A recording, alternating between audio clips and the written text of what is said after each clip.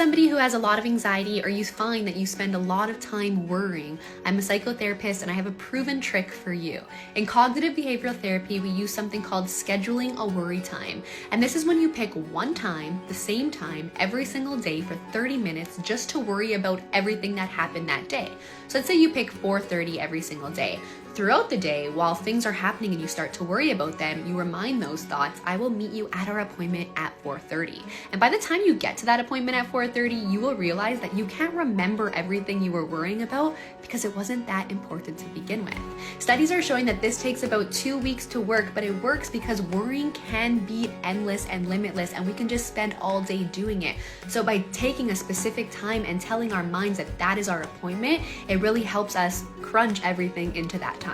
If you are somebody who struggles with procrastination, I'm a psychotherapist and I have a tip for you. A psychology study has found that procrastination is not about poor time management skills, but instead is about avoiding unwanted negative emotions. Think about it. When we avoid a task like doing an assignment, it's not because our time isn't organized. It might just be because that assignment is really hard and it makes us feel dumb, or the material is overwhelming. So instead, we're avoiding emotions of sadness, confusion, frustration. It's not about the time management piece at all. So what do? One, when we are procrastinating, we ask ourselves, what emotion am I avoiding and why? And two, we try to regulate that emotion and find other ways that we can complete the task without causing that emotion to happen. You struggle with falling asleep because of overthinking or anxiety. I'm a psychotherapist and I have a trick for you. Sleep doctors have found that one of the reasons this is happening is because of something called classical conditioning, which is when our brain unconsciously associates two unrelated things together over time. An example would be if you have a dog, and every time your dog hears the leash, it gets really excited because it thinks that it's time for a walk. When you first got that dog, it would never have associated the two things together because it didn't know the connection, but now it does. That's what's happening to us. We have been overthinking in bed for so long that our brain now associates bed with anxiety and with overthinking. So every time we see our bed, our brain's like, hey, it's time to go in there and overthink. So what do? One, we need to put an end to the pattern. Every time you are in bed and you are overthinking, I want you to get up, go to another room, and give yourself some time to overthink there. Second thing to do is to worry or schedule a worry time during the day so that when you worry at night, you tell yourself, I worried about you already and I can worry about you tomorrow.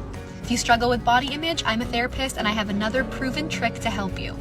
Every time you find yourself upset or really down about a specific part on your body, I want you to ask yourself the simple question, what has that body part done for me? If you're looking in the mirror and you're mad at your stomach for being too big or round, mad at your legs for being too thick, I want you to ask, what have they done for me and how can I say thank you? Thank you to my stomach for telling me when I'm full, telling me when I'm hungry, telling me when something's wrong and I should go to the doctor. Thank you to my legs for bringing me to point A to point B or helping me in a sport that I absolutely love.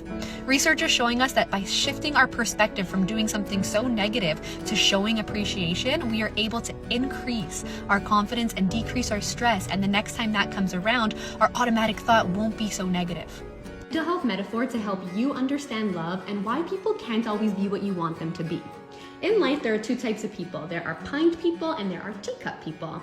As a pint person in a relationship, you tend to give it everything you can. You really give it your all. But you might be in a relationship with a teacup person who still tries really hard but might not be able to give the same amount as you. As always, you give the person in the relationship everything you can. And while they might appreciate it, it might overwhelm them and overfill, and they might not be able to know what to do with it all.